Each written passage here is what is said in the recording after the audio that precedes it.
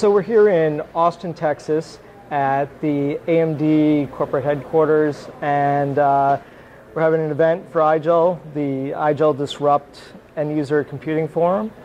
And we're here with IBM. Can you tell me a little bit about yourself and maybe what your role is at the company? Sure, yeah. Monique Ouellette. I'm the Vice President of Digital Workplace Services and Mobility.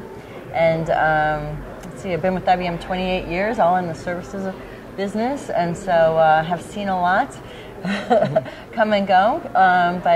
So I'm here with a good partner, IGEL. We have many partnerships in the virtualization space, as we call it, with Citrix and VMware and some others. So it's really exciting event for us to get together with all of these great companies and really talk about what's going on in the virtualization space. So what's your relationship with IGEL? For IGEL, we actually, they're a partner of ours. We actually resell their hardware and software. And so if you think about it, IBM, we have tens of millions of end user devices that we support worldwide. And many of those clients are looking for what we call the digital transformation, and really looking at what's coming up, what do we need to do to really improve that end user experience. So IGEL is one of the partners that we've picked to really help that digital transformation in our very large segment of customers around the world. And what are some of the things you're talking about here at IGEL Disrupt? Yeah, I'm talking about sort of what we see the future of end user computing, with really a focus from moving from the one size fits all end user environment and support to a more individualized end user support. And that would include things like having cognitive, using our Watson technology for enabling end users to have self-help. And not just self-help from I put in a question and it comes back with 50 different answers. It comes back with the top 2. And it's pretty good about what it gives you to find, for the self-help.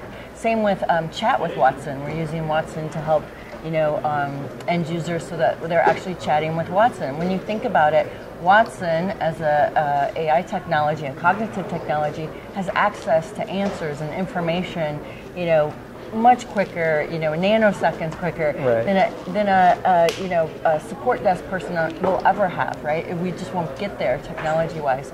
So being able to use cognitive in that way really changes that end user environment. So I'm talking a lot about that, and talking about women in IT and hoping to inspire more women to come into the IT world and really experience this great area and this exciting business. And we have a lot that's going to change over the next year, just few years, right? So we need a lot more women and their ideas in here. So is Watson being used in any of the IoT devices? Yeah, so we have a great software platform called Watson IoT.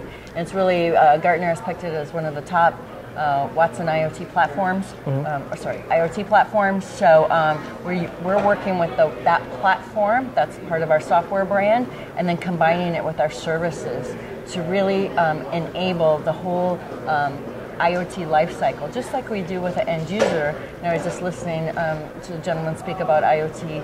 It's really taking that end user, multiplying it by, with a B.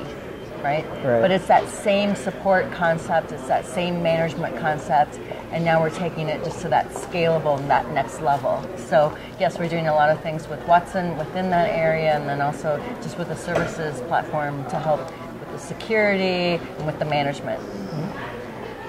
So where can people go if they want to find out more information about Watson and some of the stuff that you've talked about here? Good question. IBM.com has great information on it. You'll find me in there under mobility or digital workplace services. You can always reach out to me and contact me or anybody within that space that they give you direction to. So great. Well, thanks for taking the time to speak with VMblog. Yeah, thank you very much. I appreciate it.